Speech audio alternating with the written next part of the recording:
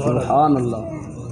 الحمدللہ الذی اجلا قلوبنا بنور المحبت والایمان والایقان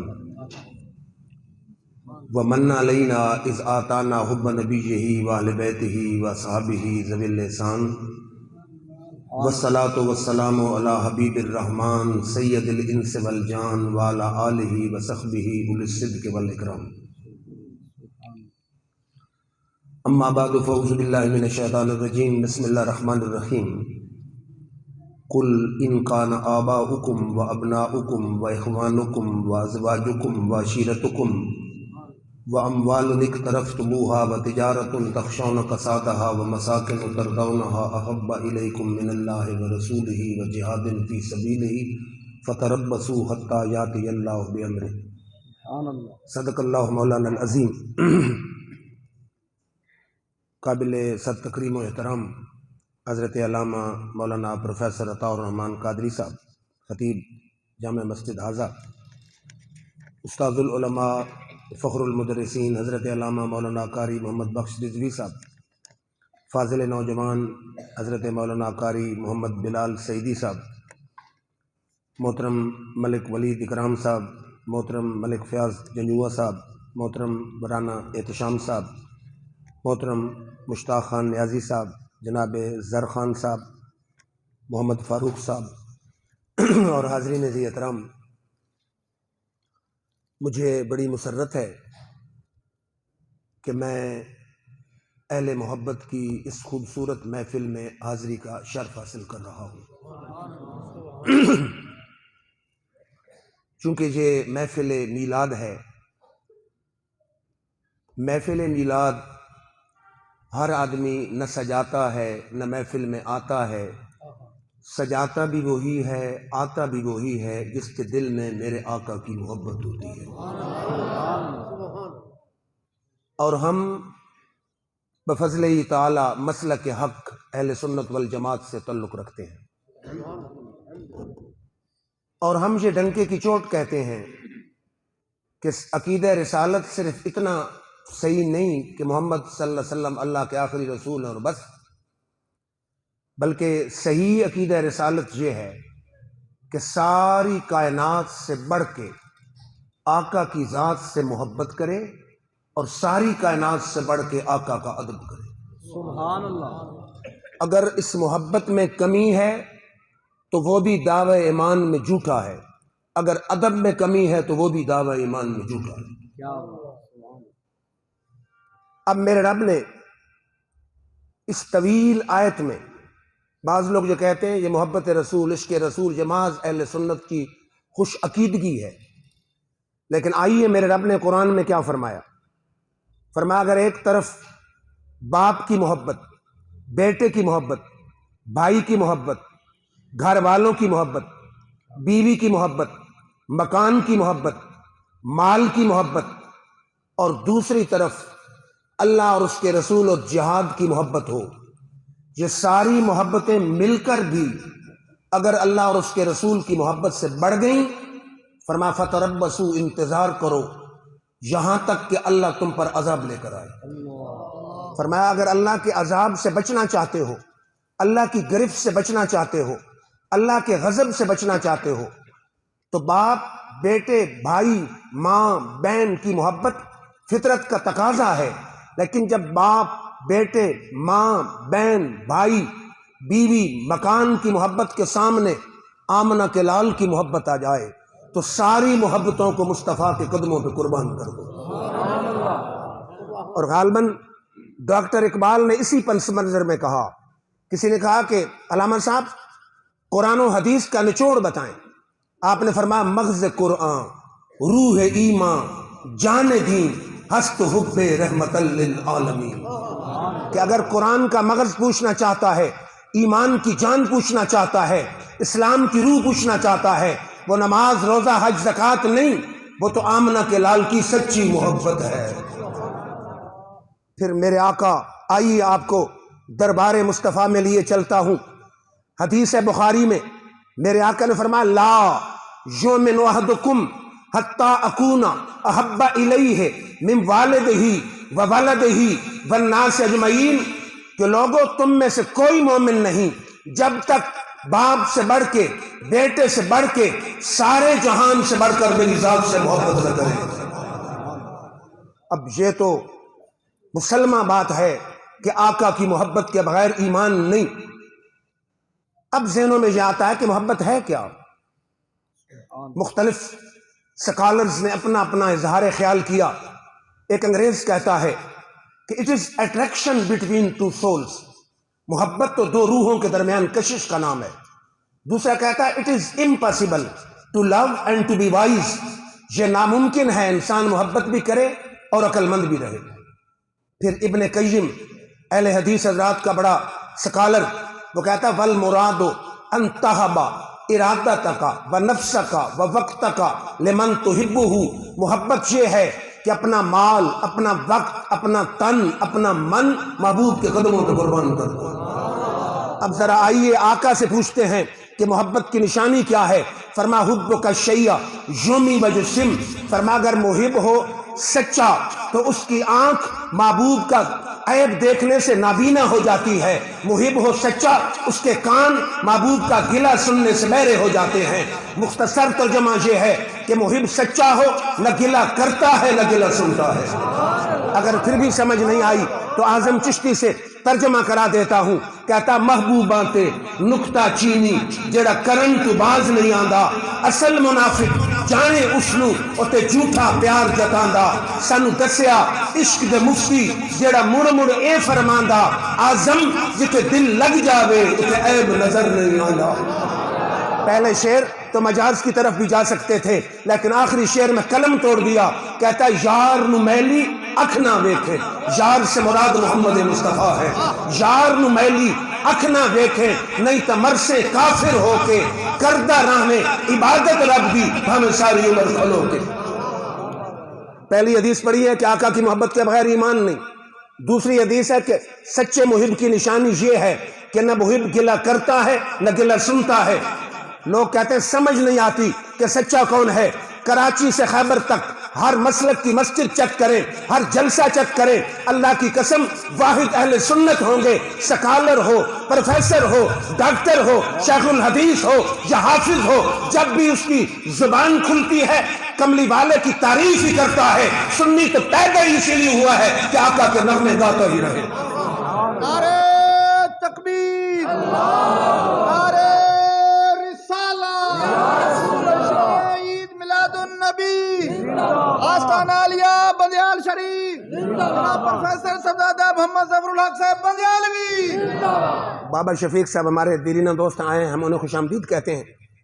میرے والد ذی وقار کا تذکرہ کر رہے تھے نا، ساری زندگی ان کا میں نے جب 9ویں میں حضرت کچھ شعور آیا تو میں ہر جمعے پر ان کی تقریر سنتا، کبھی عشق مصطفیٰ، کبھی محبت مصطفیٰ، کبھی ذکر مصطفیٰ، کبھی عظمت مصطفیٰ، کبھی شان مصطفیٰ۔ میں نے کہا حضرت یہ کیا موضوع ہے؟ کبھی آپ شان صحابہ بیان کریں، کبھی شان اہل بیت بیان کریں، کبھی شان اولیاء بیان کریں۔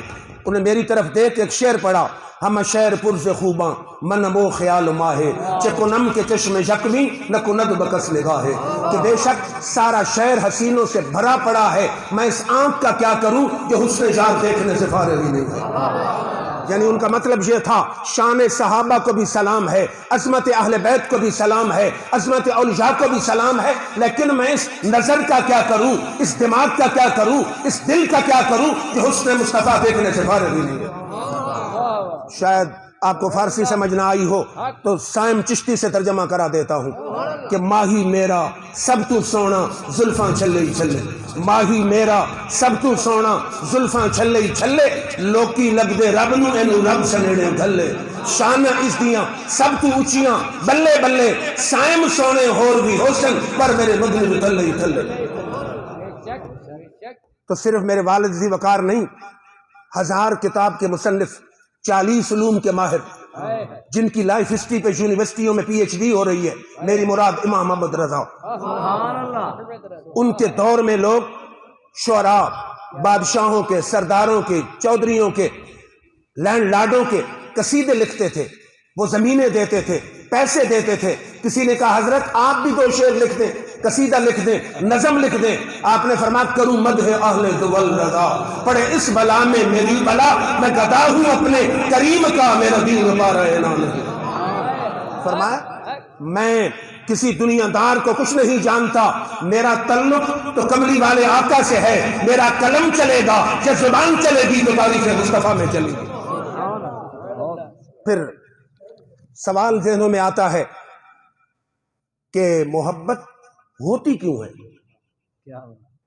کیا وجہ ہے؟ سکالرز کہتے ہیں یا تو اگلا شخص صاحب علم و کمال ہو, پھر لوگ محبت کرتے ہیں. اب آپ علامہ صاحب کے ہاتھ چومتے ہیں, پاؤں چومتے ہیں, کیوں؟ یہ ان کے سٹیٹس کو سلام نہیں, یہ ان کی کرسی کو سلام نہیں, یہ ان کے حسن کو سلام نہیں, یہ علم کو سلام ہے.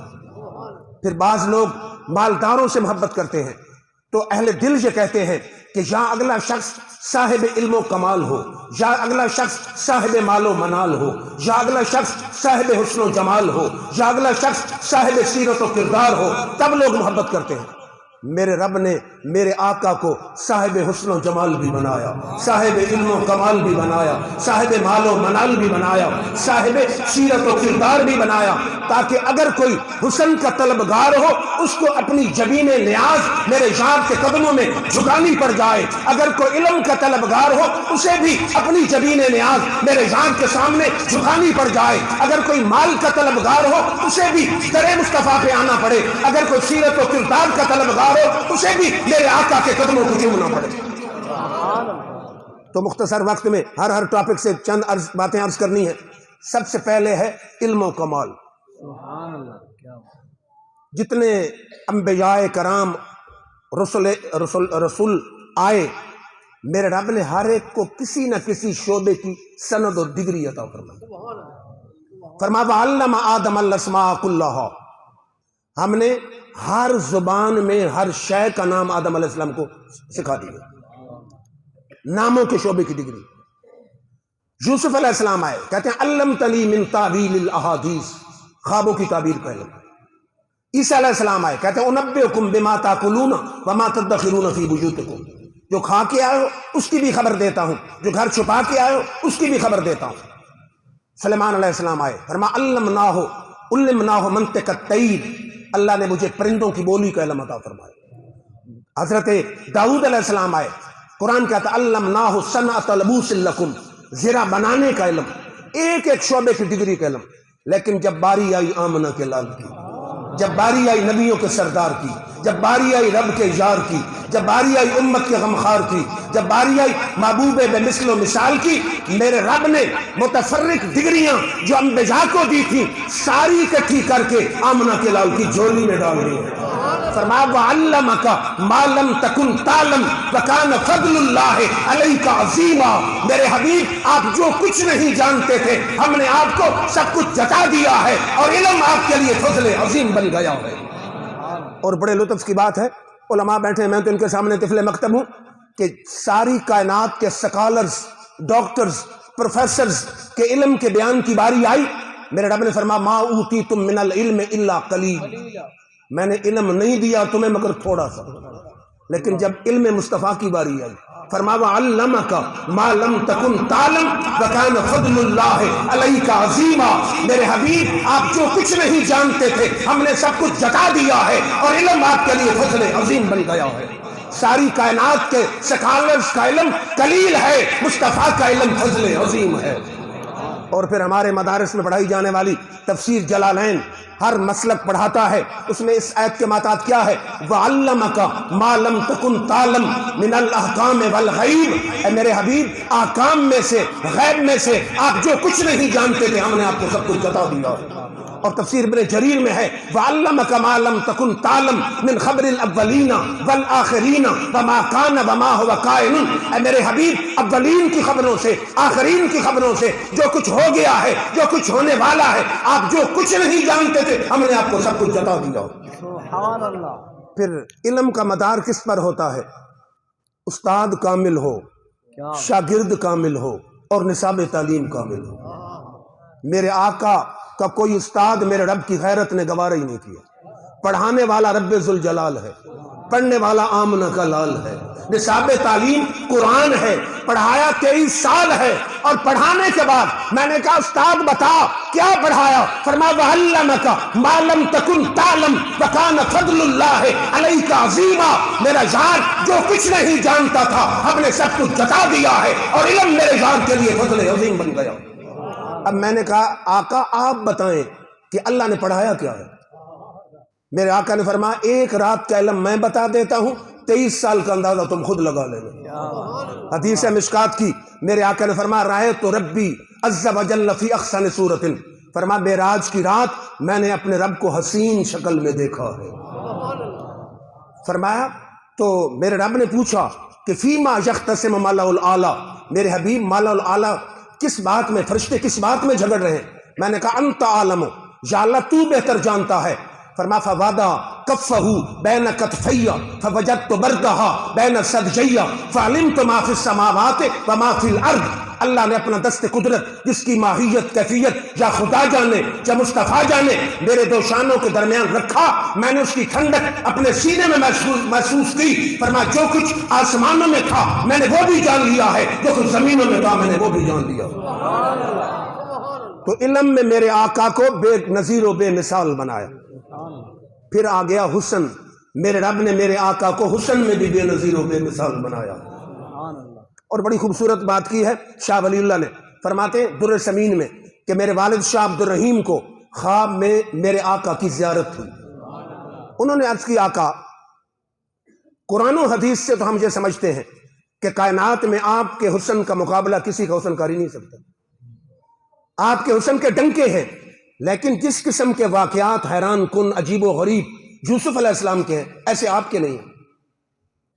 تو میرے آقا نے فرمایا جمالی مستور ان اعین الناس غیرۃ من اللہ عز وجل لو ظہر لفعل الناس اکثر مما فعلوا حین رأوا یوسف، فرمایا اللہ نے چونکہ اللہ میرا محب ہے اپنی غیرت کی وجہ سے میرے حسن پہ پردے ڈال رکھے ہیں، اگر میرا اصلی حسن ظاہر ہو جائے تو یوسف علیہ السلام کے قصے تو ہیں ہی نہیں، میرے قصے تو دنیا میں اور زیادہ مشہور ہو جائیں۔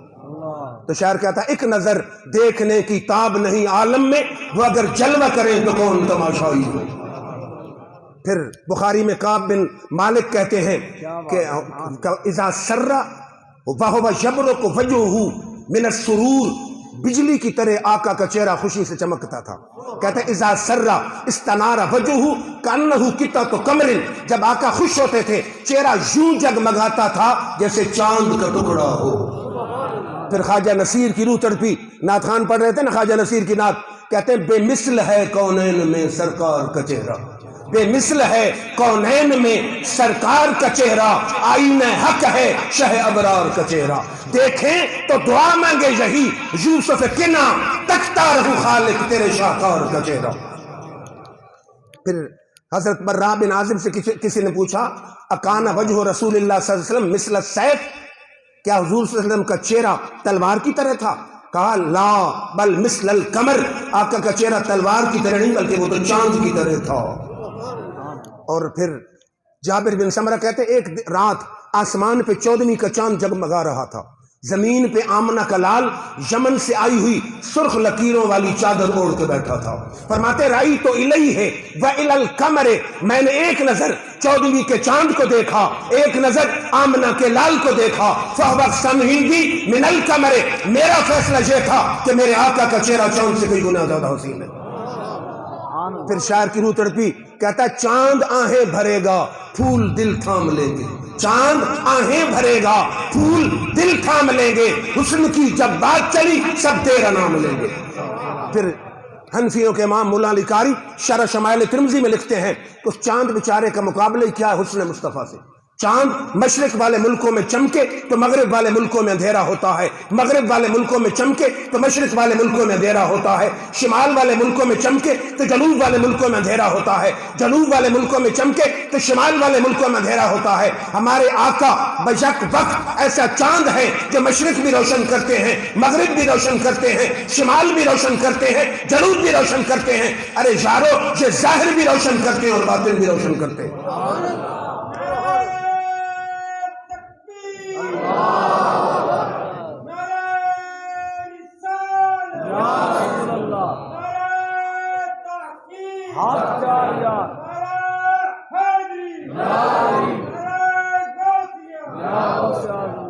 پھر میرے رب نے فرمایا والضحیٰ، میرے حبیب ہمیں تیرے نورانی مکھڑے کی قسم ہے. کہیں فرمایا واللیل اذا سجا، پیارے ہمیں تیری بل کھاتی زلفوں کی قسم ہے. علماء بیٹھے ہیں، امام فخر الدین رازی تفسیر کبیر میں لکھتے ہیں کہ اتنے 1,26,000 جو کم و بیش جتنے نبی رسول آئے، واحد ذات مصطفیٰ ہے کہ جس کے حسن کی خالق قسم یاد فرما رہا ہے. واحد میرے آقا کی ذات ہے، کسی نبی کے حسن کی میرے رب نے قسم یاد نہیں فرمائی. یہ واحد ذات مصطفیٰ ہے کہ خالق اپنے محبوب کے حسن کی قسم یاد فرما رہا ہے. پھر علامہ صاحب مجھے بہت پسند ہے کہ میرے آقا ہجرت کر کے جب جا رہے تھے نا مدینہ شریف، رستے میں معبد کی جھونپڑی میں کچھ دیر ٹھہرے. آپ نے فرمایا کوئی دودھ ہے، جانور ہے دودھ والا؟ اس نے کہا ایک سوکھی سی بکری ہے، بیمار ہے، بوڑھی ہے، دودھ نہیں. میرے آقا نے فرمایا اجازت ہے دودھ نکالنے؟ اس نے کہا اجازت ہے. میرے آقا نے تھنوں کو ہاتھ لگایا تو تھن دودھ سے بھر گئے. گھر کے سارے برتن میرے آقا نے بھر دیے، حسب ضرورت استعمال کیا، چل دیے. رات کو جب اس کا خامند آیا، گھر میں نورانیت، روحانیت، ایک عجیب قسم کا ماحول نظر آیا. اس نے اپنی بیوی سے پوچھا کہ گھر میں یہ تبدیلی کیوں ہے؟ روحانیت ہے، نور ہے، روشنی ہے، عجیب سی مجھے رونق نظر آ رہی ہے. اس نے کہا ایک حسین شکل آیا، کچھ دیر ٹھہرا، ٹھہرنے کے بعد چلا گیا. اس کے جانے کے بعد گھر کا ماحول ہی بدل گیا. ابھی وہ اسلام نہیں لائی. اس نے کہا ذرا اس کے حسن کو بیان تو کرو. کافرہ ہے، عورت ہے، حسن بیان کر رہی ہے. کہتی اب الناس، ساری کائنات سے بڑھ کے وہ قیمتی تھا. قسیم وسیم حسین و جمیل تھا. احسنہ من قریب واجملہ من بعید. حسن کی ایک ادا ہوتی ہے، وہ کہتی ہے کہ کچھ حسین ایسے ہوتے ہیں جو دور سے حسین لگتے ہیں، قریب سے حسین نہیں لگتے. کچھ قریب سے حسین لگتے ہیں، دور سے حسین نہیں لگتے. وہ کہتی آنے والا ایسا حسین تھا کہ دور سے بھی حسین لگتا تھا، قریب سے بھی حسین لگتا تھا. اب اجازت ہو تو ذرا قریب والوں سے بھی پوچھ لیتے ہیں، دور والوں سے بھی پوچھ لیتے ہیں. حدیث ترمذی میں حضرت ابو ہریرہ کہتے ہیں جنہوں نے قریب بیٹھ کے میرے آقا کے حسن کو دیکھا، کہتے ہیں ما رأیت احسن من رسول اللہ کأن الشمس تجری فی وجہی. ہم نے آقا سے بڑھ کے حسین تو دیکھا ہی نہیں. آقا کے چہرے کو تکا جاتا تو یوں لگتا تھا سورج حضور کے چہرے میں طلوع کر رہا ہے. 14 صدیوں کے فاصلے پہ بیٹھا غوث زمان پیر میرے علی بولا، کہتے مکھ چند بدر شاشانی ہے، بت چمک دی لاٹ نورانی ہے، کالی زلف کے اکھ بستانی ہے، مخمور اکھیاں ہیں نمد بھریاں. پھر قریب بیٹھا حضرت عبداللہ بن عباس حبر الامت، جن کے لیے میرے آقا نے دعا کی اللہم فقہہ فی الدین، اور اللہ نے علم کو دیا. کہتے ہیں لو دعالی اکال بعیر لوجدتہ فی القرآن، اگر میرے اونٹ کی رسی بھی گم ہو جائے قرآن پڑھ کے تلاش کر سکتا ہوں کہاں پڑی ہے. علم کے شہنشاہ راس المفسرین آپ کہتے ہیں رویا کالنور یخرج من بین ثنایاہ. آپ نے بات نہیں سمجھی. حضور صلی اللہ علیہ وسلم کے اگلے 2 دانت ان میں معمولی سا فاصلہ تھا.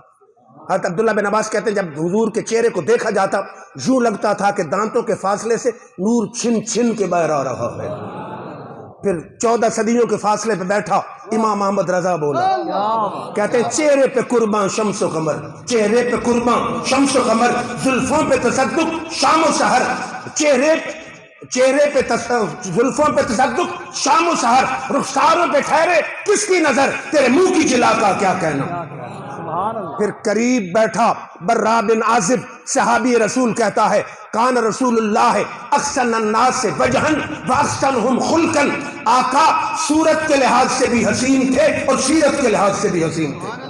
پھر 14 صدیوں کے فاصلے پہ بیٹھا اعظم چشتی کہتا ہے تو اجے میرا یار نہیں ڈٹھا جنوں ویکھ کے چل شرماوے جیو کھولے ول زلفاں دے راہی راہ بھل جاوے نین نشیلے مست رسیلے میں سونا کجل سہاوے اکھ مکھڑے تے اج پئی جا کے جیوے میں خانہ کھل جاوے.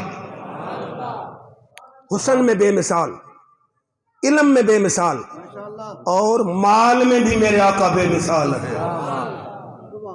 سبحان اللہ، کیا بات. وہ اعلیٰ حضرت کا شعر بھی ہے نا کہ 2 جہاں کی نعمتیں ہیں ان کے خالی ہاتھ میں، کیا بات. مالک کونین ہیں گرچہ کچھ پاس کچھ رکھتے نہیں، مالک کونین ہیں گرچہ کچھ پاس رکھتے نہیں، 2 جہاں کی نعمتیں ہیں ان کے خالی ہاتھ میں. اور مشکات کی حدیث ہے میرے آقا نے فرمایا لو شئتو لسارت مئی جبال الذاب، فرماؤ صحابہ اگر میں میرا جو فقر جو درویشی اختیاری ہے استراری نہیں، اگر میں چاہوں تو سونے کے پہاڑ میرے پیچھے پیچھے دوڑتے پھریں۔ اور میرے رب نے فرمایا اما السائل فلا تنہر، میرے محبوب کوئی بھی سوالی آئے جھڑکنا نہیں، جو بھی آئے اس کی جھولی کو بھر دینا ہے۔ علماء بیٹھے ہیں، میں تو طفل مکتب ہوں۔ سائل پر الف لام جو جنس کا ہے جو استغراق کا ہے، اگر جنس کا ہو تو جنس سے سوال مراد ہوگی کہ میرے حبیب جو سوال ان کا دل چاہے کریں، سوال کرنا ان کا کام ہے، جھولی بھرنا آپ کا کام ہے۔ یا اگر استغراق کا ہو تو معنی یہ ہوگا کہ ساری کائنات بھی اگر سوالی بن کے آ جائے، جھڑکنا پھر بھی نہیں، ان کی جھولی کو بھر دینا ہے۔ کیونکہ جھڑکے وہ جس کے پاس مال کی کمی ہو، تیرا مال انا آتینا کل کوثر، ہم نے کائنات کا سارا خیر کثیر تیری جھولی میں ڈال دیا ہے۔ جھڑکے وہ جس کے پاس دل کی کمی ہو، تیرا دل وما ارسلناک الا رحمتا للعالمین، نہ دل کی کمی نہ مال کی کمی، جو بھی آتا جائے اس کی جھولی کو بھرتے جاؤ۔ پھر مشکات کی حدیث ہے، ربیہ حضور کے صحابی ہیں، آقا کی خدمت کی، ایک دن درجہ رحمت جوش میں آیا، فرمایا یا ربیہ تو سل، ربیہ مانگو۔ اب شیخ محقق شیخ عبدالحق فرماتے ہیں سل فرمود ورنہ فرمود فلان چیز سل، عظیم معلوم میں شود ہماں چیز در دست ہمت اوز، ہر کسے کے خواہن ہر قدر کے خواہن باذن خداوندی میں دے۔ کہ اس مطلق فرمایا سل مانگو، یہ نہیں کہا ڈالر مانگو، پاؤنڈ مانگو، شہنشاہی مانگو، جنت مانگو، مطلق فرما دیا۔ اس سے یہ معلوم ہوتا ہے اللہ کے سارے خزانوں کی چابیاں میرے آقا کے ہاتھوں میں ہیں، جس کو چاہیں جب چاہیں جتنا چاہیں رب کی اجازت سے عطا فرما سکتے ہیں۔ پھر آگے بھی صحابی تھا کو تیرے میرے جیسا تو تھا نہیں، مانگ کو ہمارے جیسا ہوتا، مربع مل جائیں، ایم پی اے کی سیٹ مل جائے، سینیٹر کی سیٹ مل جائے، اس نے کہا اسألک مرافقتک فی الجنت یا رسول اللہ، یا رسول اللہ نہ ڈالر مانگتا ہوں نہ پاؤنڈ مانگتا ہوں نہ شہنشاہی مانگتا ہوں، جیسے یہاں غلامی میں ہوں جنت میں بھی آپ کی غلامی مانگتا ہوں۔ کیوں؟ تکبیر، نعرہ رسالہ، جشن عید میلاد النبی، آستانہ عالیہ بندیال شریف۔ کیوں؟ رسول خدا کی غلامی میں کیا ہے؟ ذرا تم غلامی میں آ کر تو دیکھو، غلامی یہ ہے شہنشاہی سے بہتر، مقدر ذرا اعظم آ کر تو دیکھو۔ میرے آقا نے فرمایا یہ جنت تو کنفرم ہو گئی، اب غیر ذالک کچھ اور مانگ، کچھ اور مانگ۔ تو ربیہ کیا کہتے ہوں گے؟ آقا جھولی ہی میری تنگ ہے، تیرے یہاں کمی نہیں، سب کچھ خدا سے مانگ لیا، تجھی کو مانگ کر اٹھتے نہیں ہاتھ میرے اس دعا کے بعد۔ علامہ صاحب کسی دور میں لاہور پڑھتا تھا گورنمنٹ کالج میں، احمد غزالی دوران علامہ احمد سعید شاہ صاحب کاظمی آئے مسجد وزیر خان میں، وہ تقریر آج بھی مجھے یاد ہے۔ آپ فرماتے ہیں کہ میں گیا لکھنؤ، وہاں ایک بڑی مسلم کانفرنس ہو رہی تھی، ایک ہندو لڑکی نے یونیورسٹی کی اسٹوڈنٹ تھی، اس نے خط رقہ لکھا، اس نے کہا علماء تم کہتے ہو ہمارا نبی ساری کائنات سے بڑھ کے سخی ہے، حالانکہ حاتم طائی کے متعلق آتا ہے اس نے ایک محل بنایا تھا، اس میں 8 دروازے رکھے تھے، ایک دفعہ سوالی پہلے دروازے سے حاتم نے عطا کیا، پھر دوسرے سے آ گیا، پھر حاتم نے عطا کیا، پھر تیسرے سے آ گیا، پھر چوتھے سے، ہر دفعہ حاتم عطا کرتا گیا، حتیٰ کہ 8ویں دروازے سے آیا حاتم نے پھر بھی عطا کر دی۔ اب پڑھو تم کوئی حدیث کہ تمہارے نبی کی خدمت میں سوالی 8 دفعہ آیا ہو، نبی نے عطا کیا، ایسی تو کوئی حدیث تھی نہیں۔ جو بھی خطیب آتا چٹ دیکھ کے رکھ دیتا، فرماتے میری باری آ گئی، میں نے کہا ہندو لڑکی سن، ہم تیرے کہنے پہ حاتم طائی کا محل بھی مان لیتے ہیں، 8 دروازے بھی مان لیتے ہیں، سوالی پہلے دروازے سے آیا، حاتم نے اتنا تھوڑا دیا دامن بھرا نہیں پھر آ گیا، پھر حاتم نے دیا لیکن اتنا تھوڑا دیا کہ دامن بھرا نہیں پھر آ گیا، حتیٰ کہ 8ویں دفعہ دیا تو صحیح لیکن گارنٹی تو بھی نہیں دے سکتی کہ دامن بھرا یا خالی چلا گیا۔ یہاں سوالی بار بار آتا ہے، اور ربیہ والی حدیث پڑھی، یہاں آقا خود کہتا اور مانگو ابا غیر ذالکا ابا غیر ذالکا، لیکن سوالی کہتا ہے جھولی ہی میری تنگ ہے، تیرے یہاں کمی نہیں۔ کو میری بات سمجھ آ رہی ہے؟ پھر ترمذی شریف کی حدیث ہے کہ میرے آقا کے پاس ایک دفعہ 90,000 درہم آیا مال غنیمت کا۔ سبحان اللہ، سخاوت کا یہ سٹائل بھی دیکھیں، میرے آقا نے فرمایا بلال چارپائی پر بچھاؤ اور مدینے کے غریبوں کو بلا لو۔ صبح سے لے کر عصر تک 90,000 درہم تقسیم ہو گئے. عصر جب ہو گئی، مال تقسیم ہو گیا، ایک سوال ہی آ گیا. اس نے کہا حضور مجھے کچھ عطا کریں. اب چونکہ واہ کیا جود و کرم ہے شہبتہا تیرا، نہیں سنتا ہی نہیں کبھی مانگنے والا تیرا. میرے آقا نے فرمایا اب آئے ہو، مال تو تقسیم ہو گیا لیکن خالی تو بھیجنا نہیں، جا کسی دکاندار سے میرے نام پہ قرض لے لے، میں خود عطا ہوتا ہوں. تو شاعر کہتا ان کے دربار اقدس میں جب بھی کوئی غم زدہ آ گیا، تشنہ کام آ گیا، غم غلط ہو گئے، معصیت دھل گئی، مغفرت عافیت کا پیام آ گیا. پھر یہ مسلم شریف کی حدیث ہے، ایک دفعہ میرے آقا کے پاس اتنا ریوڑ تھا کہ وادی پوری بھری ہوئی تھی. ایک شخص آ گیا، اس نے کہا حضور مجھے کچھ ریوڑ دے. غیر مسلم. میرے آقا نے فرمایا جتنی تیری ضرورت ہے لے لو. اس نے کہا میری ضرورت تب پوری ہوتی ہے کہ سارا ریوڑ مجھے دے دو. میرے آقا نے فرمایا جاؤ سارا ریوڑ لے دے. اس نے کلمہ پڑھ لیا اور اپنے قبیلے میں گیا. اس نے کہا لوگو محمد اللہ کے سچے رسول ہیں. لوگوں نے کہا تیرے پاس کیا دلیل ہے؟ اس نے کہا کائنات میں جتنے سخی ہیں جب سخاوت پہ آتے ہیں مڑ کے ضرور دیکھتے ہیں کہ جیل میں کچھ بچا یا نہیں. محمد وہ سخی ہیں جب سخا پہ آتے ہیں مڑ کے نہیں دیکھتے کچھ بچا ہے، یہ سب کچھ لوٹا دیا. پھر اس در پہ نہ جانے کیسے کیسے سوالی آئے. بخاری کی حدیث ہے، آ گیا حضرت ابو ہریرہ آ گئے، یا رسول اللہ میں آپ سے حدیثیں سنتا ہوں بھول جاتا ہوں. میرے آقا نے فرمایا ابسط ردا کا، اپنی چادر بچھا دو. کہتے ہیں بسط تو ہوں، میں نے چادر بچھائی. حضور نے اپنے ہاتھ سے ایسے ہوا میں چلو بھر کے ڈالا. فرمایا زمہ اب اس چادر کو سینے سے لگا لو. فرماتے سینے سے لگائی، اللہ کی قسم اس کے بعد آج تک مجھے کوئی چیز بھولی نہیں ہے. تو پھر شاعر کیا کہتا ہے ان کے در پہ اپنے دامن بچھا کے مانگو، حضور دیں گے ضرور دیں گے. دلوں کے کاسے بنا کے مانگو، حضور دیں گے ضرور دیں گے. جہاں سے مولا علی نے مانگا، جہاں سے ہر ایک ولی نے مانگا، انہی کی چوکھٹ پہ جا کے مانگو، حضور دیں گے ضرور دیں گے. حافظہ آج تک امریکہ، چائنا، رشیا کے کسی ڈاکٹر کے پاس کوئی ایسی دوائی نہیں کہ حافظہ دے سکے. لیکن جہاں میڈیکل حکمت طب گھٹنے ٹیک دیتی ہے وہاں سے مصطفیٰ کے کمال کی ابتدا ہو جاتی ہے. پھر یہ حدیث بھی ابو داؤد میں ہے. قتادہ کہتے ہیں ایک جنگ میں میں آقا کے ساتھ کھڑا تھا، تیر چلا، میں نے سوچا ڈھال پہلے کرتا ہوں تو تیر پہلے مصطفیٰ کو لگے گا، ہاتھ آگے کرتا ہوں تیر پہلے آقا کو لگے گا. انہوں نے اپنا چہرہ آگے کر دیا. یہ ہے عشق، یہ ہے ایثار، یہ ہے محبت. اب آگے چہرہ کرنے کا یہ معنی بھی ہو سکتا تھا کہ شاہ رگ میں تیر لگے، دل میں لگے. تو کہا میری جان جاتی ہے تو جائے، میرے محبوب پہ آنچ نہ آئے. تیر سیدھا آیا، آنکھ میں لگا، آنکھ نکل آئی. اب آنکھ کا ڈھیلا اٹھا کے دربار مصطفیٰ میں آ گئے. اب میرے آقا نے یہ نہیں کہا میں کو آئی سرجن ہوں، آئی اسپیشلسٹ ہوں، میں کیا کر سکتا ہوں. میرے آقا نے فرمایا قتادہ آنکھ کو اصلی جگہ رکھی. حضور نے اپنا لعب دان لگایا. قتادہ کہتے ہیں اللہ کی قسم لگتا یوں تھا آج تک آنکھ کبھی خراب ہوئی نہیں. شاعر کہتا ان کی نعتوں کو کبھی لب سے حوالہ نہ گیا، ان کی نعتوں کو کبھی لب سے حوالہ نہ گیا. ہو گئی رات پھر بھی اجالا نہ گیا. ایک بار میں نے کہا کہ جھولی میری خالی ہے، اتنا کچھ دیا کہ مجھ سے سنبھالا نہ گیا.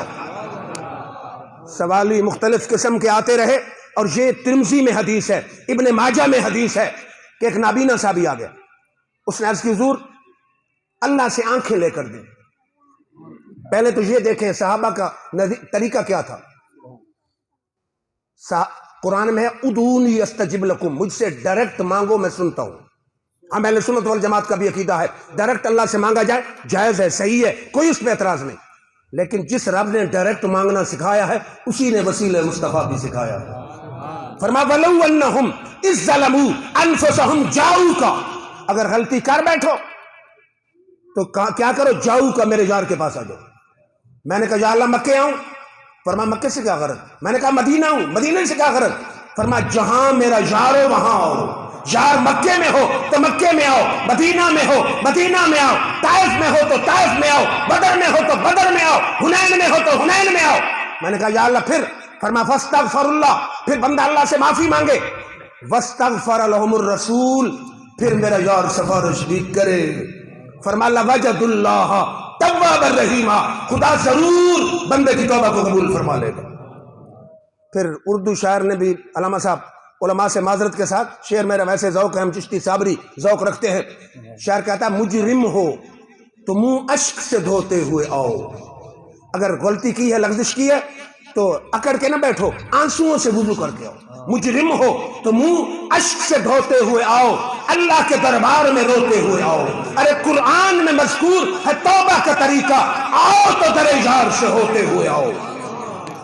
اردو بھی اردو ہے لیکن پنجابی کا بھی اپنا ٹیسٹ ہے، پنجابی شاعر کی روح تڑپی، کہتا کر لین ظلم جد بھی کوئی اپنیاں جانا تے، رب آنکھیں میں بخشاں گا او یار دے بوہے تے، کر لین ظلم جد بھی کوئی اپنیاں جانا تے، رب آنکھیں میں بخشاں گا او یار دے بوہے تے، بے شک میں گناہ گاراں، بے شک میں سیاہ گاراں، بڑھ جانی یہ گل میری سرکار دے بوہے تے۔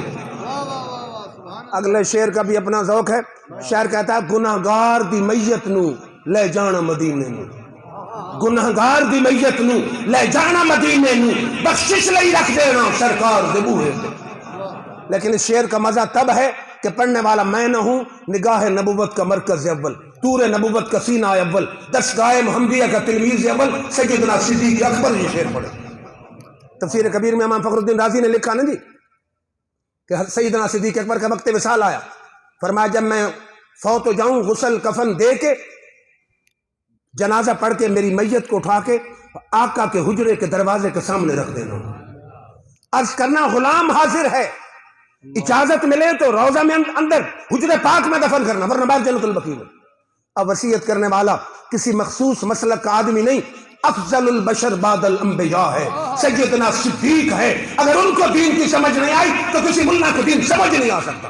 اور جنازہ اٹھانے والے کوئی سبزہ زار کے سنی نہیں، جنازہ اٹھانے والے عمر فاروق ہیں، جنازہ اٹھانے والے حضرت عثمان ہیں، حضرت علی ہیں، عشرہ مبشرہ ہیں، صلح حدیبیہ والے 1500 صحابہ ہیں، کسی نے اعتراض نہیں کیا۔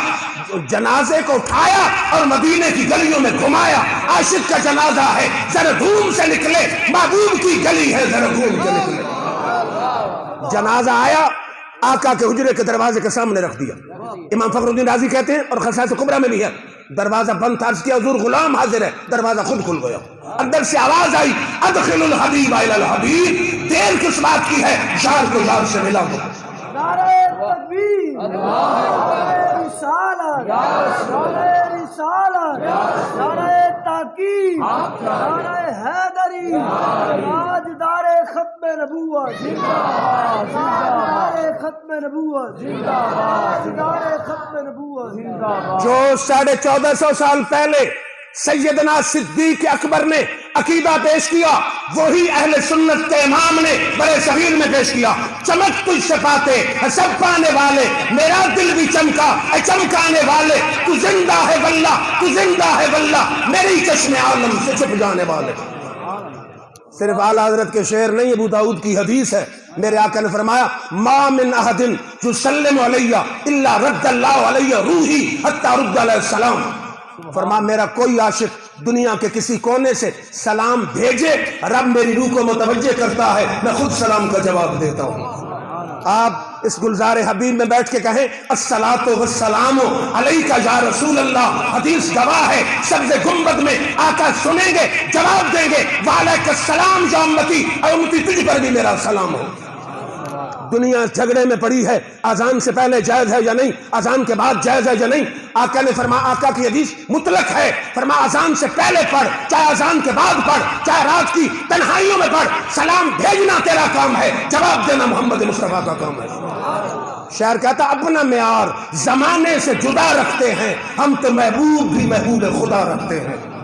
ارے کسی سائل کو صدا دینے کی زحمت کیوں ہو، اپنا دروازہ وہ ہر وقت کھلا رکھتے ہیں۔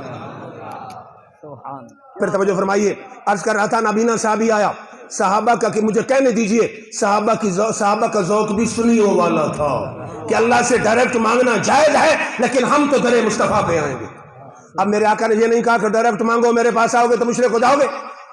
بڑی خوبصورت بات ہے، میرے آقا کبھی دعا کر دیتے ہیں، کبھی فوراً یہ ہو گیا کام۔ یہاں آقا نے ایک اور بندوبست کیا، فرمایا جا اچھی طرح وضو کر، 2 رکعت نماز نفل پڑھ اور یہ دعا مانگ۔ اللہ کی قسم دعا کے لفظوں پہ غور کرتے جائیے، اہل سنت کا سارا عقیدہ جگمگا جاتا ہے۔ سبحان اللہ. یہ علماء کہتے ہیں کہ انگریزی میں، اردو میں، پنجابی میں دعا مانگے تو قبول تو ہوتی ہے، لیکن عربی کی دعا جلدی قبول ہوتی ہے. ایسا ہی ہے نا حضرت، اگر تیری میری بنی ہوئی عربی جلدی قبول ہوتی ہے، اگر عربی کے لفظ وہ ہوں جو مصطفیٰ کے منہ سے نکلے ہیں تو پھر کتنی جلدی قبول ہوگی. میرے آقا نے فرمایا اللہم انی اسألک وتوجہ الیک بے نبیک نبی رحمت، اے اللہ میں تجھ سے سوال کرتا ہوں، تیری طرح متوجہ ہوتا ہوں، لیکن ڈائریکٹ نہیں، مصطفیٰ کے دامن کو پکڑ کے متوجہ ہوتا ہوں. یا محمد، اے محمد، لوگ کہتے ہیں یا محمد کہنا منع ہے، یا محمد کا وظیفہ میرے آقا نے خود بتایا ہے. یا محمد، اے محمد، انی قد توجہت بک الی ربی فی حاجتی ہذہ لتقضی، اے محمد میں آپ کے ذریعے اپنے رب کی طرف متوجہ ہوتا ہوں اس حاجت کے بارے میں، یا اللہ میری حاجت کے بارے میں میرے آقا کی سفارش قبول فرماؤ. صحابہ کہتے ہیں گیا تھا نابینا تھا، واپس آیا تو دونوں آنکھوں کو نور جگمگا رہا تھا. سبحان اللہ. کو میری بات سمجھ آ رہی ہے؟ تو صحابہ کا ذوق کیا تھا کہ در مصطفیٰ پر آتے ہیں، کچھ بھی حاجت ہوتی ہے میرے آقا کے در پہ آتے ہیں. آقا نے دعا سکھائی. اور بڑی حیران کن بات ہے، کراچی میں تھا، اپنا واقعہ آپ کو سناؤں. ایک پروفیسر تھے جو 7 سال امریکہ میں علم توحید کے بڑے ماہر تھے. میں نے ان کو کہا کہ مجھے سکھا دیں یہ ٹائم، ٹیوشن لینے جتنی چاہوں. اس نے کہا میرے پاس ٹائم نہیں. نماز پڑھنے لگے، یہی دعا میں نے پڑھ لی، میں قسم اٹھا کے کہہ رہا ہوں. جب نماز سے فارغ اس نے میرے ہاتھ پکڑ لی، اس نے کہا عزیز آپ ذوق سے آئے، میں ضرور سکھاؤں گا. 5 منٹ میں اس دعا نے تقدیر ہی بدل دی ہے. جو بندہ پہلے انکار پہ مصر تھا وہ خود اقرار کر کے مجھے کہہ رہا میں پڑھا رہا ہوں، کیونکہ یہ دعا وہ ہے جو میرے آقا کے منہ سے نکلی ہے. اور ہر دور میں سلف صالحین مانگتے رہے اس دعا کو. بہرحال میرے رب نے میرے آقا کو صاحب حسن و جمال بھی بنایا ہے، صاحب علم و کمال بھی بنایا ہے، صاحب مال و منال بھی بنایا ہے. پھر انسان تو انسان، پتھر بھی میرے آقا سے محبت کرتے ہیں. کسی کا دوست توجہ نہ کرے، کہتے ہیں سنگ دل ہے، میرے آقا کے سامنے سنگ آئے تو موم ہو گئے. مشکات کی حدیث ہے، میرے آقا نے فرمایا احد جبل یحبنا وحبہ، صحابہ احد ایک پہاڑ ہے جو ہم سے محبت کرتا ہے، ہم احد سے محبت کرتے ہیں. پڑھا بے زبانوں نے کلمہ تمہارا ہے، شجر و حجر میں بھی چرچا تمہارا. پھر صرف پتھر نہیں، لکڑی کے ستون نے بھی میرے آقا سے محبت کی ہے. میرے آقا ایک استن حنانہ مشہور ہے نا، بخاری کی حدیث ہے، اس کے ساتھ ٹیک لگا کے خطبہ دیا کرتے تھے. جب ممبر شریف تیار ہوا تو حضور ممبر پہ آئے تو مسجد سے رونے کی آوازیں آنے لگی. مختلف حدیث مختلف الفاظ ہیں. ساحت النخلۃ السیاح الصبی، ایسی آواز آتی تھی اس ستون سے جیسے بچے کو رونے کی آواز آتی تھی. اور دوسری حدیث سمینا من الجز صوتا لصوت الاشعار، جیسے اونٹنی درد کی وجہ سے آواز نکالتی ہے ایسے ہی ستون سے آواز آ رہی. صحابہ حیران ہے کہ رو کون رہا ہے. میرے آقا ممبر سے اترے، آپ نے اس ستون کو سینے سے لگایا. آپ نے فرمایا اگر میں سینے سے نہ لگاتا تو ستون میرے ہجر میں قیامت تک روتا رہتا. پھر شاعر کی روح تڑپی، کہتا ستون کی دیکھ کر حالت صحابہ سر بسر روئے. ستون کی دیکھ کر حالت صحابہ سر بسر روئے، تمامی حاضران محفل خیر البشر روئے. رلائے جب کہ چوب خشک کو آقا کی مہجوری، کہو پھر عین غیرت سے لکیو کر ہر بشر روئے. اور جس دن ہمارے بھی دل میں آقا کی محبت کا درجہ موجزن ہوگا، آقا اگر ستون کو سینے سے لگا سکتے ہیں تو تجھے اور مجھے بھی سینے سے لگا سکتے ہیں. پھر میرے آقا نے باقاعدہ اس سے خطاب کیا، دارمی میں ہے، اتحاف السادہ میں ہے. آقا نے فرمایا ان شئتا اغرسک فی الجنہ وجاکل ثمارک الصالحون، اگر تو چاہے تو تجھے جنت کا ہرا بھرا درخت بنا دوں. ان شئتا ارتک حیث کنت، یا اگر چاہتا ہے تو ویسے دنیا میں درخت بنا دوں. اس نے کہا اختار الآخرہ، یا رسول اللہ میں آخرت کی زندگی کو پسند کرتا ہوں. پھر شاعر کی روح تڑپی، کہتا جل رہا ہے محمد کی دہلیز پر، دل کو تاکہ حرم کی ضرورت نہیں. جل رہا ہے محمد کی دہلیز پر، دل کو تاکہ حرم کی ضرورت نہیں. میرے آقا کے مجھ پہ ہیں اتنے کرم، اب کسی کے کرم کی ضرورت نہیں. اس نے خلا کے کونوں مکان دیکھ لوں جو نہ دیکھا کبھی، وہ سما دیکھ لوں، مجھے آئینہ مصطفیٰ چاہیے، پتھروں کے صنم کی ضرورت نہیں. پھر توجہ فرمائیے، پھر صحابہ نے کیسی محبت کی، وہ تو دنیا کا کوئی عاشق مثال نہیں دے سکتا. तला बिन बर्रा 11 साल का लड़का है, मेरे आका की खिदमत में आया, कभी हाथ चूमता है कभी पांव चूमता है। मेरे आका ने फरमाया तला क्या है? उसने कहा जी मुझे आपसे इश्क हो गया। फिर पंजाबी शायर की रूह तड़पी, कहता कुंडल जुल्फ स्याह सजन दे ताब झले हुण केड़ा, कुंडल जुल्फ स्याह सजन दे ताब झले हुण केड़ा, नैना दे विच नैना पाके लुट लिया दिल मेरा। हुजूर सल्लल्लाहु अलैहि वसल्लम का आशिक कहता मुझे मोहब्बत हो गई है। मेरे आका ने फरमाया जाओ फिर अपने बाप को कत्ल कर दो। उसने जंप मारा, मैं अभी कत्ल करके आता। मेरे आका ने फरमाया वापस आ जाओ, मैं किसी के बाप को कत्ल कराने नहीं आया, मैं तेरे इश्क का इम्तिहान ले रहा था। वापस आ गया। कुछ दिनों के बाद तला बीमार हो गया। मेरे आका खुद चल के उसके घर उसकी बीमार पुरसी के लिए आ गए। आए, उसके चेहरे को देखकर मेरे आका ने फरमाया, तला के बाप को बुलाया कि इस आज रात जो मर जाएगा और मुझे बुलाना, इसका जनाजा मैं खुद आके पढ़ाऊंगा। हुजूर चल दिए ये कह के। तला ने अपने बाप से पूछा मेरे आका ने क्या कहा? उसने कहा हुजूर सल्लल्लाहु अलैहि वसल्लम ने फरमाया है आज रात तू मर जाएगा और मुझे बुलाना, मैं जनाजा पढ़ूंगा। उसका इश्क देख, मोहब्बत देख, हुजूर से वफा देख। उसने कहा हमारा मोहल्ला यहूदियों का मोहल्ला है, यहूदी मेरे आका को तकलीफ देंगे, हुजूर को कभी भी जनाजे के लिए नहीं बुलाना। उसने रात को बाप ने जनाजा पढ़ा के उसको दफन कर दिया। सुबह मेरे आका को पता चला, आपने बुलाया। उसने कहा, आपने फरमाया तुझे मुझे बुलाया क्यों नहीं? उसने कहा हुजूर उसने मुझे मना किया था। मेरे आका ने उसके लिए हाथ उठाए। मेरे इल्म और मुताले के मुताबिक आज तक किसी के लिए मेरे आका ने ये दुआ नहीं मांगी। फरमाया अल्लाहुम्मा इल्का तलहता, ऐ अल्लाह तलहा से यूं मुलाकात कर, तदहकु इलैहि व यदहकु इलैका, वो तुझे देख के मुस्कुराए तू उसे देख के मुस्कुराए। तू ऐसी मुलाकात कर। उलमा बैठे, मैंने आज तक नहीं पढ़ी कि कहीं भी किसी के लिए दुआ। अल्लाहुम्मा इल्का तलहता तदहकु इलैहि व यदहकु इलैका, तलहा से यूं मुलाकात कर, वो तुझे देख के मुस्कुराए तू उसे देख के मुस्कुराए। फिर शायर की रूह तड़पी, कहता जो इश्क सरकार में जान से गुजर जाते हैं, हकीकत में वही जिंदगी पा जाते हैं। ये न सोचो कि वो आएंगे तो बैठेंगे कहां, वो तो खुशबू की तरह दिल में उतर जाते हैं। फिर ज़ैद बिन दसिन्ना हुजूर के सहाबी हैं। कारी साहब ने कहा था कि सहाबा के इश्क की बात भी करें, तो ज़ैद बिन दसिन्ना कुफार ने गिरफ्तार कर लिया। काबे के सामने सूली लगाई गई। अबू सुफियान अभी काफिर था। उसने कहा जरा ठहरो, मुझे इससे एक बात करने दो।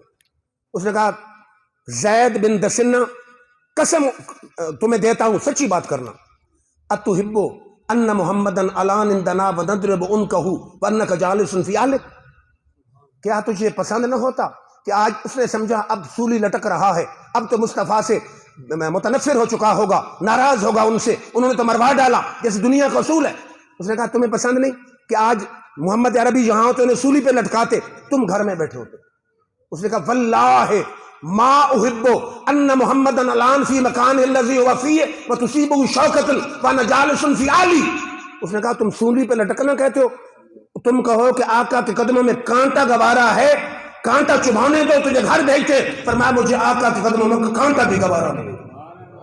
अबू सुफियान काफिर का जुमला सुनिए और ईमान की बैटरी चार्ज कीजिए। उसने कहा मा रअयतु अहदन मिनन नास, उसने कहा मैंने आज तक दुनिया में कोई ऐसा बंदा नहीं देखा, किसी को नहीं।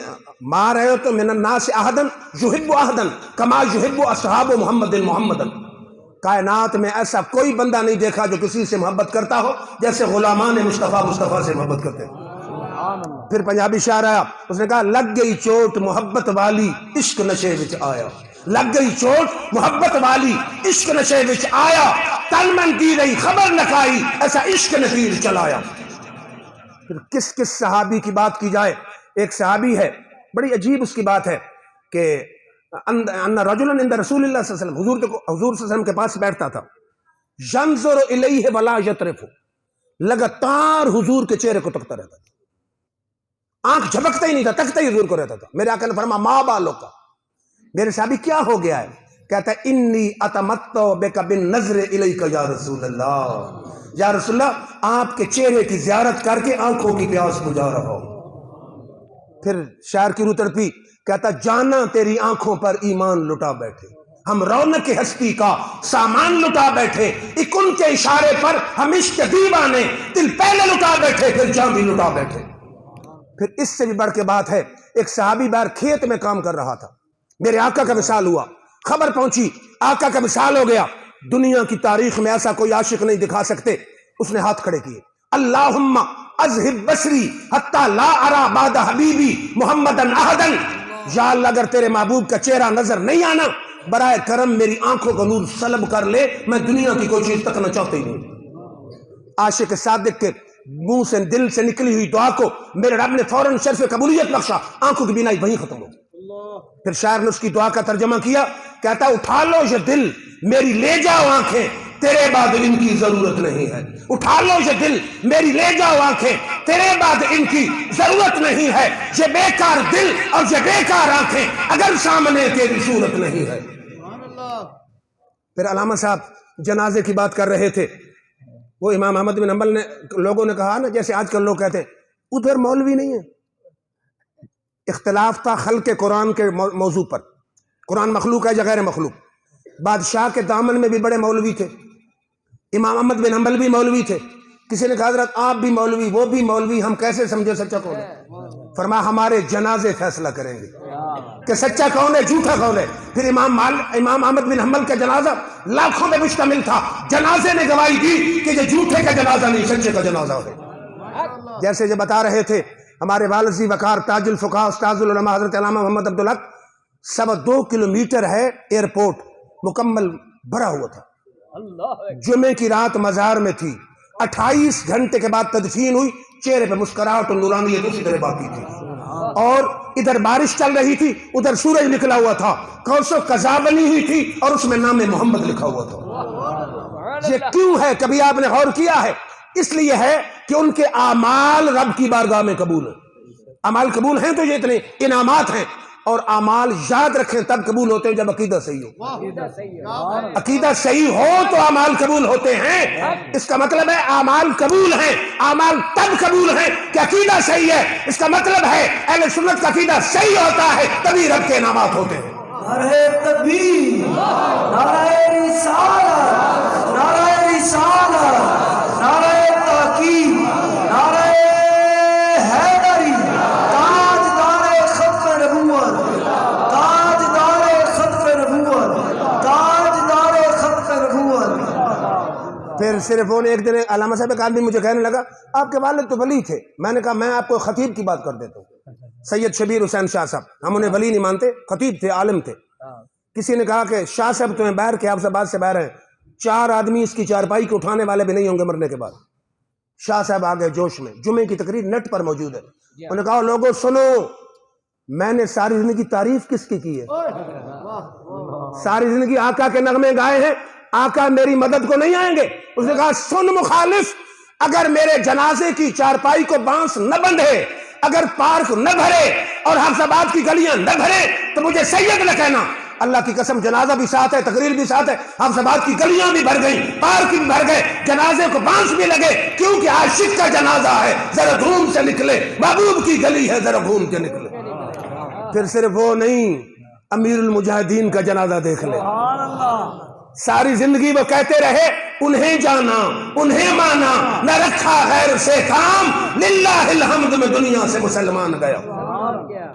اور وہ فرمایا کرتے تھے بڑے جنازے پیسوں سے نہیں ہوتے، سیاست سے نہیں ہوتے، حکومت سے نہیں ہوتے، بڑے جنازے غلامی مصطفیٰ سے ہوتے ہیں۔ پھر مصطفیٰ لبیک لبیک یا رسول اللہ، لبیک لبیک لبیک یا رسول اللہ، لبیک لبیک لبیک یا رسول اللہ، لبیک لبیک لبیک یا رسول اللہ، لبیک لبیک لبیک یا رسول اللہ۔ تاجدار ختم نبوت، من سب نبیا فاقتلوہ، من سب نبیا، من سب نبیا، تاجدار ختم نبوت، جب تک سورج چاند رہے گا رضوی تیرا نام رہے گا، جب تک سورج چاند رہے گا رضوی تیرا نام، تاجدار ختم نبوت۔ دھرنے تو بڑے ہوئے، اسلام آباد میں ایک دھرنا لال مسجد والوں نے دیا تھا، حکومت کے سامنے ریزسٹنس کی، لیکن جب پریشر پڑا برقع پہن کے نکل گئے۔ امیر المجاہدین تیری عظمت کو سلام ہے، سینہ تان کے ساتھیوں کو شہید کروا کے مرد مجاہد ڈٹا رہا اور کہتا رہا نہ منہ چھپا کے جیے نہ سر جھکا کے جیے، ستمگر کی نظروں سے نظریں ملا کے جیے، اگر 2 دن کم جیے تو حیرت کیا ہم ان کے ساتھ جیے جو شمع جلا کے جیے۔ سبحان اللہ۔ ان کی عظمت کو سلام ہے۔ وہ ایک دن وہ ایک اپنا اینکر کہہ رہا تھا نا کہ جلوس جہاں سے چلا لاہور سے اسلام آباد تک، نہ ان کے والد کا نعرہ لگا، نہ ان کا اپنا نعرہ لگا، نہ استاد کا نعرہ لگا، نہ پیر کا نعرہ لگا، نعرہ لگا تو لبیک کا نعرہ لگا۔ پھر وہ قاری صاحب کہہ رہے تھے کہ بابوں کی بات بھی کر دیں، تو یہ بابوں کی پاس آنے اور دعا کروانے کا حکم تو میرے آقا نے خود دیا ہے۔ پہلے تو قرآن اٹھایا نا، فرمایا الا ان اولیاء اللہ لا خوف علیہم ولا ہم یحزنون، نہ کوئی خوف ہے نہ کوئی حزن۔ خوف کس کو کہتے ہیں؟ علماء بیٹھے، خوف یہ ہوتا ہے کہ ایک چیز پسند نہ ہو کوئی اس کے گلے میں زبردستی ڈال دے، اور حزن کیا ہوتا ہے؟ پسندیدہ چیز چھن جانے کا خوف، ناپسندیدہ چیز ملنے کا جو اندیشہ ہے اس کو کہتے ہیں خوف، پسندیدہ چیز کے چھننا جو ہے اس کو کہتے ہیں حزن۔ میرے رب نے فرمایا جو انہیں ناپسند ہوگی انہیں دیں گے نہیں، جو پسندیدہ ہوگی ان سے لیں گے نہیں۔ اس سے بڑھ کے میرا رب ان کی تعریف کیا فرمائے؟ اور ہیں کون؟ فرمایا الذین آمنوا وکانوا یتقون، جو ایمان بھی لائے اور تقوی بھی اختیار کی۔ اور یہ مسلم کی حدیث ہے، بڑی حیران کن حدیث ہے۔ میرے آقا نے حضرت عمر فاروق سے کہا کہ عمر، یمن سے ایک آدمی آئے گا جس کا نام اویس ہوگا، اگر ان استطاعت ان یستغفر لک فافعل، اگر تمہیں موقع ملے تو اس سے اپنے لیے دعا کرانا۔ آپ نے بات نہیں سمجھی، کہنے والا کون ہے؟ رسول ہے۔ حکم کس کو ہے؟ صحابی کو۔ دعا کس سے کرائی جا رہی؟ تابعی سے۔ مقصد کیا ہے؟ تاکہ 24ویں صدی میں اگر کوئی گستاخ ہو بابوں کا انکار کرنے والا تو میری حدیث پہلے سے موجود ہے۔ اب حیرانی کی بات ہے کہ تابعی سے صحابی کی شان زیادہ ہے، صحابی سے رسول کا مقام زیادہ ہے۔ عقل تڑپتی ہے، آقا نے خود کیوں نہیں دعا کی؟ عمر سے کیوں نہیں دعا کرائی؟ فرمایا عمر دعا کرانا۔ اب میرا ذہن کہتا ہے کہ عمر فاروق حیران ہوئے ہوں گے، تو کیسا بندہ ہے کہ حضور مجھے کہتے اس سے دعا کرانا، خود نہیں کرتے، مجھ سے دعا نہیں کرواتے۔ میرے آقا نے فرمایا پتہ ہے بندہ کیسا ہے؟ لو اقسم علی اللہ لابرہ، بندہ ایسا ہے اللہ پہ قسم اٹھا دے اللہ اس کی قسم کو پورا فرما دیتا۔ قسم آپ سمجھتے ہیں قسم کیا ہے؟ مثلا حضرت بیٹھے ہیں، بندہ آ گیا، حضرت دعا کریں اللہ مجھے بیٹا دے، اگر جو کہتے ہیں اللہ کی قسم اللہ تمہیں بیٹا دے گا، تو حضور نے فرمایا، اللہ فرماتا میں بندے کے لبوں کی لاج رکھ کے تقدیر بدل کے بھی بیٹا عطا فرما دیتا ہوں۔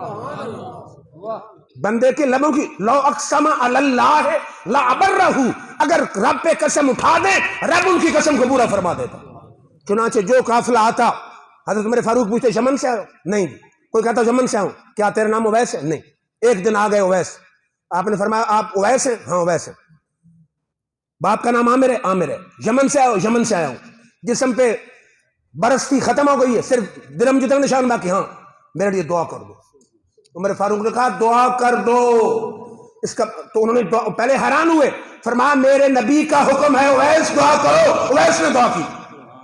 اب میرے آقا نے حکم دے کر عمر فاروق نے دعا کروا کے دنیا کے لیے کلمہ پڑھنے والوں کی لمحہ فکریہ ہے کہ بابوں سے دعا کرانا، ان کے وسیلے سے دعا مانگنا نہ بدعت ہے نہ شرک ہے، حکم مصطفیٰ ہے اور سنت صحابہ ہے۔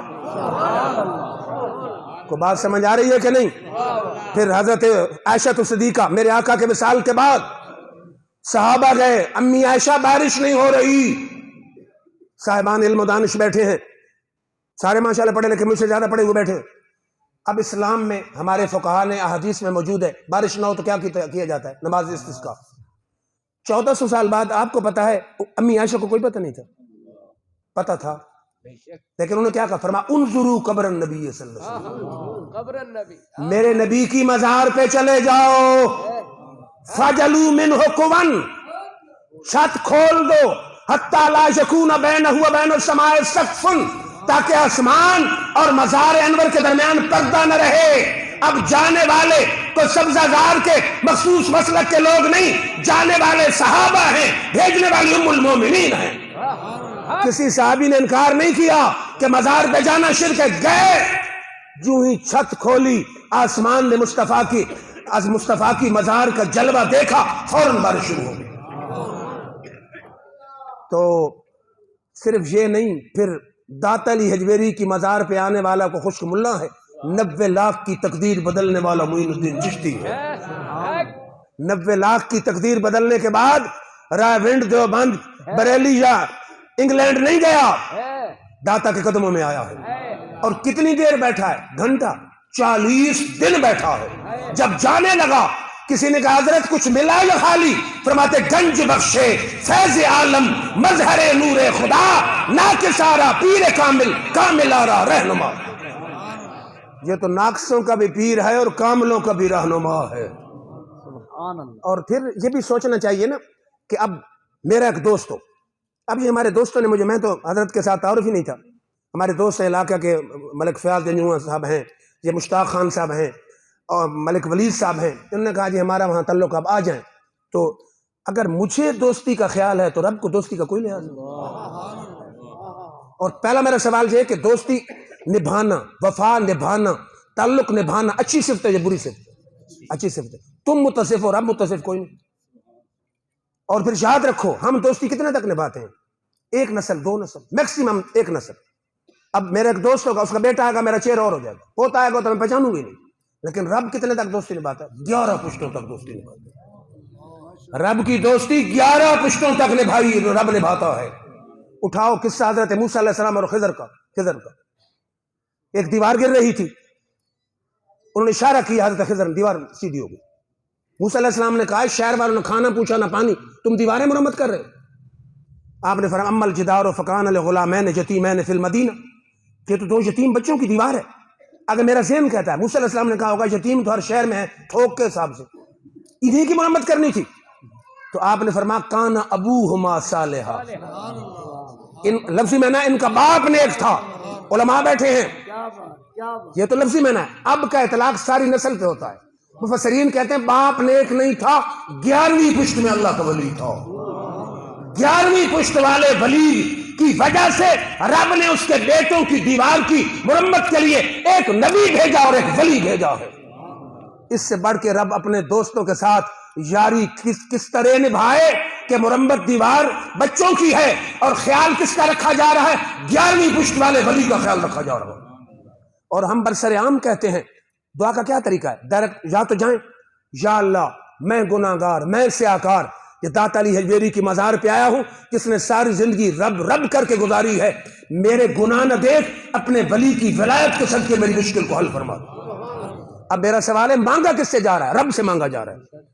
اور اگر تیرے دوست کا فون آئے, چٹ آئے, خط آئے, تمہیں لحاظ ہے, رب کے سامنے اس کے دوست کا نام لیا جائے تو رب کو کیوں نہیں لحاظ؟ اور اگر قیامت میں رب ان کی وجہ سے جنت دے سکتا ہے تو دنیا میں کچھ نہیں دے سکتا. یہ نسائی کی حدیث ہے, بڑی حیران کن حدیث ہے. میں نے پہلی دفعہ پڑھی تو میرا دماغ گھومنے لگا, چکر کھانے لگا. کیا میرے آقا نے فرمایا ما مجادلۃ احدکم فی الحق یکون فی الدنیا باشد مجادلۃ من المؤمنین لربہم فی اخوانہم الذین ادخلوا النار. لفظ بڑے شدید ہے کہ قیامت کے دن کچھ لوگ اللہ سے اتنا شدید جھگڑا کریں گے جتنا آج تک دنیا میں اپنے حق کے بارے میں کسی نے کسی سے جھگڑا کی ہی. کیسے عجیب لفظ ہے, سخت جھگڑا کریں گے. لیکن بندے یہ جھگڑا ڈنڈے دھونس والا نہیں, یہ جھگڑا ہے محبت اور پیار والا. اور جھگڑا کرنے والے تو اور میں نہیں, جھگڑا کرنے والے ہوں گے داتا علی حجویری, جھگڑا کرنے والے ہوں گے امیر المجاہدین, جھگڑا کرنے والے ہوں گے معین الدین چشتی, جھگڑا کرنے والے ہوں گے غوث زمان پیر میرے علی, جھگڑا کرنے والے ہوں گے غوث اعظم, جھگڑا کرنے والے ہوں گے علی شیر خدا, جھگڑا کرنے والے ہوں گے امام حسن و حسین, جھگڑا کرنے والے ہوں گے سیدنا صدیق اکبر. کس کے بارے میں؟ فی اخوانہم الذین ادخلوا, اپنے بھائیوں کے بارے میں. کہیں گے کیا کہ یا اللہ اخواننا ہمارے بھائی تھے جو سلون مانا, نمازیں ہمارے ساتھ پڑھتے تھے, جسومون مانا روزے ہمارے ساتھ رکھتے تھے, یحبون مانا محبت ہمارے ساتھ کرتے تھے.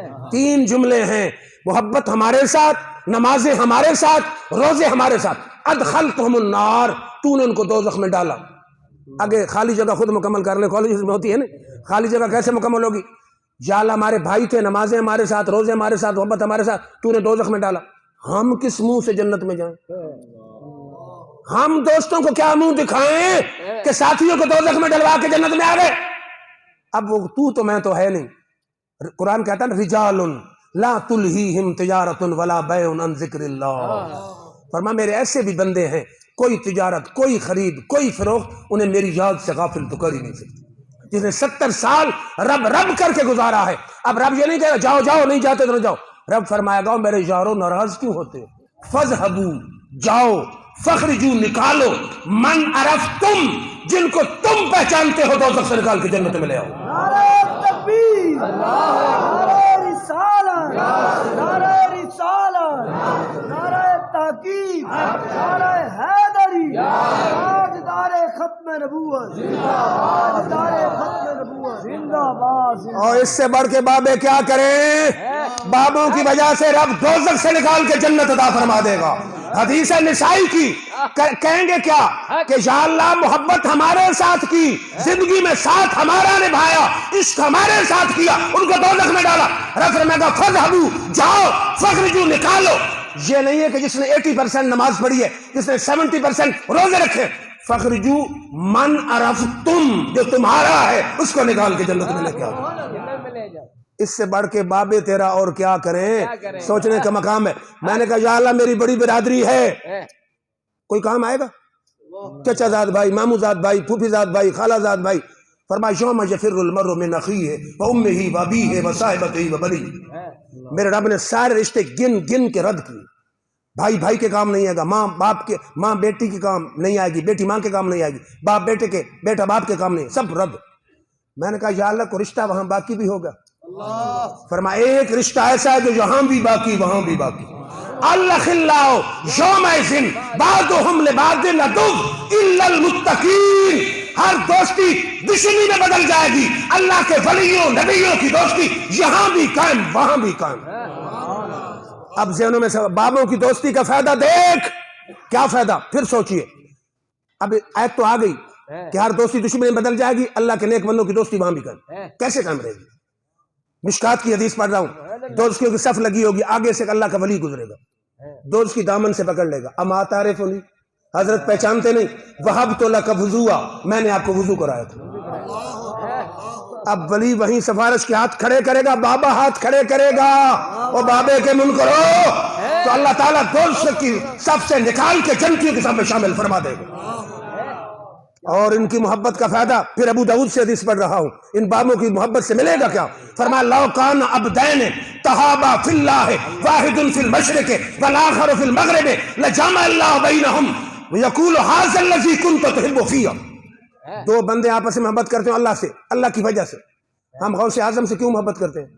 اللہ کی وجہ. داتا الاجویری سے کیوں محبت کرتے ہیں؟ اللہ کی وجہ. معین الدین چشتی سے کیوں محبت کرتے ہیں؟ اللہ کی وجہ سے. مجد الفسانی سے کیوں محبت کرتے ہیں؟ اللہ کی وجہ سے. دو بندے محبت کرتے ہو اللہ کی وجہ سے. ایک مشرق میں رہتا ہو، ایک مغرب میں رہتا ہو.